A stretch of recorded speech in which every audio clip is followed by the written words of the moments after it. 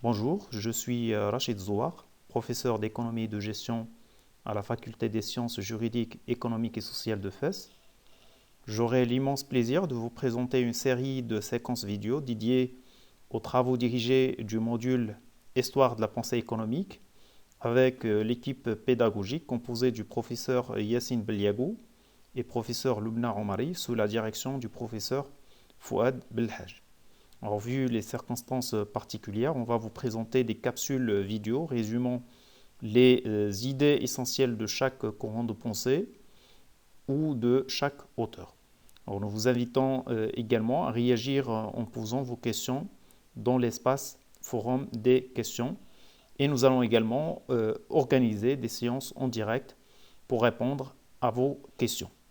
Alors, la première série des travaux dirigés est consacrée au courant de la pensée économique mercantiliste. Alors, on va commencer par quelques aspects introductifs.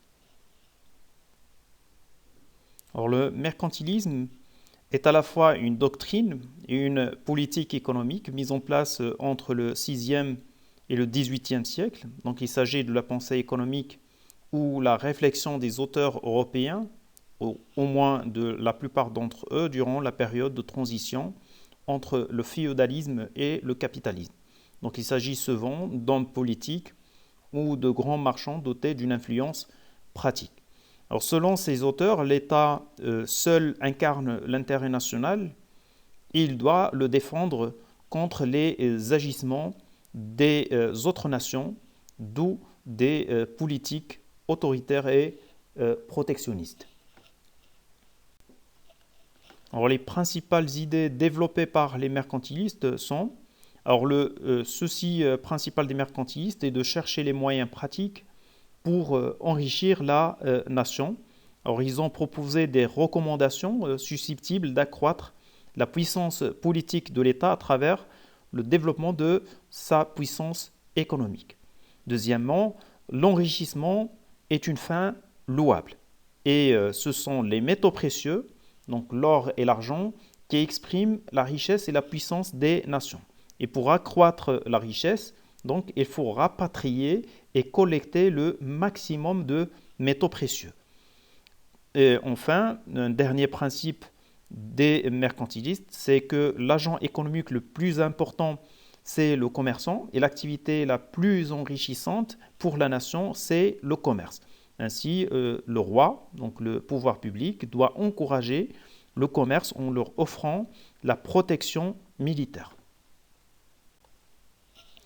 Alors, pour enrichir la nation, les mercantilistes ont avancé trois types de réponses. Donc, on a la réponse des mercantilistes espagnols ou ibériques, connus sous le nom de bulionisme. On a la réponse des mercantilistes anglais, donc le commercialisme, et puis la réponse des mercantilistes français, connus sous l'industrialisme ou le colbertisme. Alors, première forme de mercantilisme, on a le bulionisme. Alors, ces derniers conseillent de développer plus la colonisation des régions riches en métaux, donc principalement le Nouveau Monde, donc l'Amérique, afin de développer les exportations et réaliser une balance commerciale excédentaire. Donc, la richesse de l'État réside dans l'importance de son stock de métaux précieux et la puissance de son souverain repose sur une large disponibilité de ces métaux. Donc, par conséquent, elle recommande d'interdire la sortie des métaux précieux du royaume et encourage leur afflux sur le territoire national. Puis, elle recommande aussi d'interdire l'importation des articles manufacturés, d'encourager la production nationale et d'interdire l'exportation des produits de l'agriculture et de l'élevage et d'exploiter au maximum les mines de métaux précieux en conquérant avec force des territoires nouveaux. Donc les guerres et les conquêtes des colonies peuvent apporter des ressources nouvelles. Alors deuxième forme de mercantilisme, on a le mercantilisme anglais connu sous le nom de commercialisme. Alors ces derniers voient que l'accroissement du stock de métaux nécessite un certain protectionnisme. Ainsi, il faut limiter les importations et n'importer qu'aux prix les plus faibles et encourager les exportations. ce qui permet de tenir une balance commerciale excédentaire, c'est-à-dire où les exportations dépassent largement les importations. Alors pour atteindre cet objectif, il convient donc d'encourager l'activité des marchands du royaume, c'est-à-dire le négoce, et favoriser les grandes compagnies maritimes de commerce. Alors le négoce, c'est-à-dire le commerce, est encouragé par la sauvegarde des intérêts des marchands, par une paix civile assurée et par la garantie de la propriété individuelle.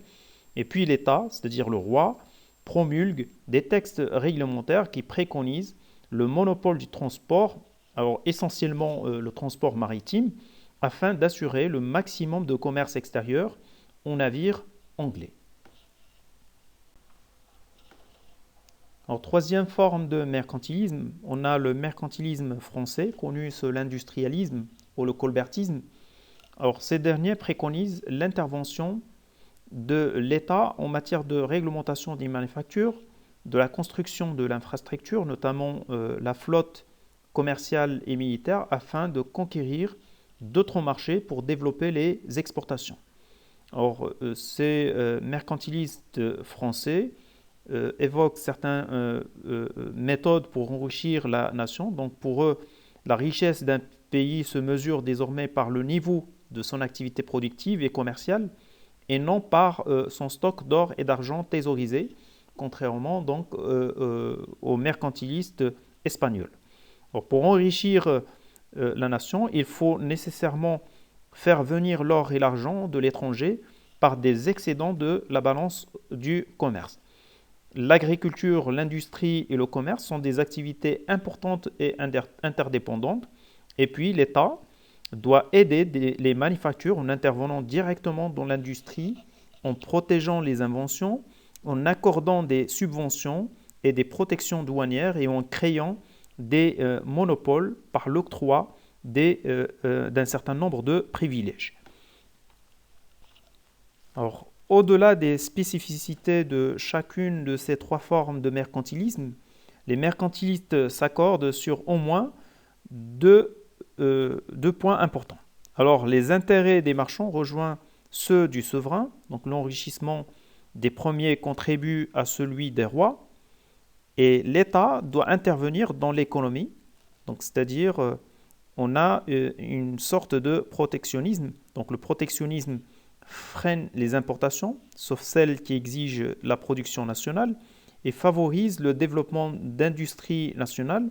Et l'État doit également limiter les exportations des matières premières nécessaires à la production nationale, subventionner l'exportation des autres produits et encourager la colonisation. Alors, en cherchant les moyens pour enrichir la nation, les mercantilistes ont traité un certain nombre de thématiques et la monnaie est au centre des réflexions mercantilistes. Donc, l'interrogation sur la nature de la monnaie occupe une place essentielle dans la littérature mercantiliste. Cette interrogation correspond à plusieurs questions précises, plus ou moins mises en avant selon l'actualité, mais traitées dans un même esprit. Donc on se demandait, en particulier au VIe siècle, comment expliquer la hausse des prix et pourquoi un accroissement de la quantité de monnaie était désirable dans un pays. Donc on va voir par la suite donc, les relations entre la monnaie et les prix. On va aussi traiter la relation de la monnaie avec la richesse. On va traiter également la relation entre monnaie, taux d'intérêt et activité économique, et la monnaie et sa relation avec la balance commerciale. Et puis, on va examiner la relation entre la population et le travail. Alors, première thématique, monnaie et prix. Et ça fait l'objet de notre deuxième texte du TD numéro 1. Donc, dans un rapport intitulé « Paradoxe sur le fait des monnaies touchant à l'enchérissement de toutes choses », publié en 1566 par les Malestroit. Donc, cet auteur affirme qu'il n'y a pas, en réalité, une hausse des prix. Donc, la cherté dont se plaint le pays serait une illusion. Donc, et l'inflation, selon lui, est entièrement imputable à la dépréciation des monnaies, c'est-à-dire à la baisse du contenu métallique de l'unité de compte. Donc c'est l'évolution de la quantité de métal précieux à payer contre des marchandises qui constituent à ses yeux le critère permettant d'apprécier la hausse des prix. Donc les prix relatifs sont restés constants puisque avec une même quantité d'or et d'argent, on achète une même quantité de biens, mais avec plus de pièces métalliques. Il y a, donc selon les conclusions de Malès III, il y a dépréciation du signe monétaire, mais il n'y a pas de vie chère. Et il sort son paradoxe de la monnaie. Alors, dans ses réponses au paradoxe de Malès III en 1568, Jean Bodin réfute l'analyse de Malès III concernant l'explication de la hausse des prix. Il conteste d'abord le choix de la marchandise représentative prise en considération, qui est le velours, qu'il considère comme un produit de luxe, car déjà très cher et qui a tendance à connaître une faible hausse comparativement aux autres biens.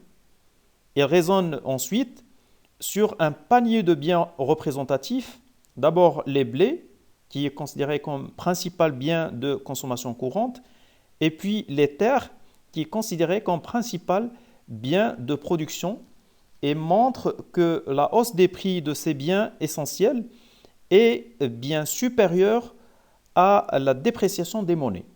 Donc l'inflation n'est pas seulement nominale, donc inflation des unités de compte, comme l'affirme Malès III, mais l'inflation est réelle. Donc la hausse des prix en termes d'or et d'argent est une augmentation réelle.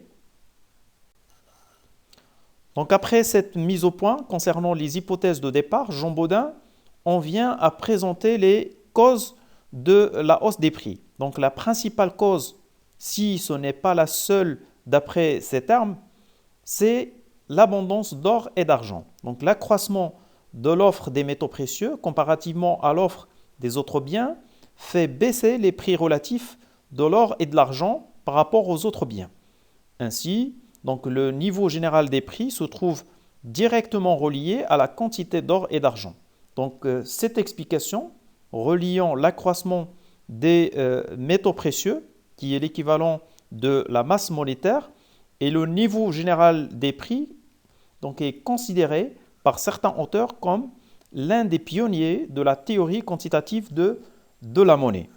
Donc la deuxième cause de la hausse des prix, d'après le texte, vient en partie des monopoles. Et puis, une troisième cause susceptible de faire hausser les prix, selon Jean Bodin, est l'exportation qui raréfie les ressources disponibles à l'intérieur du pays. Mais d'après lui, seul le blé mérite véritablement un contrôle des exportations dans le souci d'éviter toute famine. Alors, deuxième thématique traitée par les mercantilistes, il concerne la relation entre monnaie et richesse. Donc, les mercantilistes espagnols et portugais assimilent la monnaie et richesse pour une raison très simple, parce que l'or et l'argent sont des biens durables qui ne disparaissent pas après usage, donc faciles à stocker. Donc la valeur intrinsèque de l'or et de l'argent et leur caractère impérissable leur semble, donc aux yeux des bullionsistes, l'essence même de la richesse. D'autres auteurs mercantilistes ont fait remarquer que la monnaie est une richesse, non pas parce que c'est un bien impérissable, mais parce que c'est un pouvoir d'achat, parce qu'ils permettent aux hommes d'acquérir les marchandises dont ils ont besoin. Antoine de Montchrétien, quant à lui, considère que ce qui fait les États riches et opulents, ce sont les choses nécessaires à la vie et propres aux vêtements. Donc la monnaie n'est que l'instrument pour procurer ces biens. Or, très tôt apparaît donc la reconnaissance explicite de ces trois fonctions attachées à la monnaie. Donc, monnaie, elle est considérée comme une unité de compte. Elle est considérée également comme un instrument d'échange. Et puis, elle est considérée comme une réserve de valeur.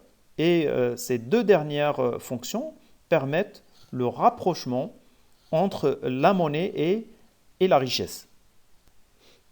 Alors la troisième thématique, elle relie trois concepts.